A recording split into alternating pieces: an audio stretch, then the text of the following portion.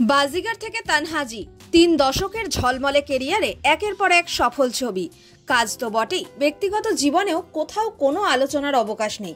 বলিউডের সম্পর্ক এবং বিয়ে নিয়ে হাজারো জল্পনার ভিড়ে এই তারকা দম্পতিকে নিয়ে গুজব বা চর্চাও নেই তেমন। তারা হলেন অজয় দেবগন ও কাজল। অজয়কে বিয়ে করে ঘরকন্যা করবেন বলে কেরিয়ারের মধ্য গগনে থেকেও সব ছেড়ে দেন তনুজা কন্যা। দেখতে দেখতে 25 বছর পার করলেন তারা। 2 ছেলে মেয়েকে নিয়ে সুখের সংসার তাদের। বাবা মায়ের বিয়ের জন্মদিনে শুভেচ্ছা এলো মেয়ে নিশার তরফে। পাল্টা জবাবে মেয়েকে কি লিখলেন অভিনেতা? বলিউড নায়িকা হিসেবে খ্যাতির শিখরে থাকাকালীনই অজয়কে বিয়ে করেন কাজল।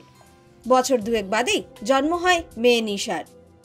মেয়ে নিশা অজয় কাজলের পুরনো ছবি দিয়ে লেখেন, তোমাদেরকে 25তম বিবাহ বার্ষিকীর শুভেচ্ছা।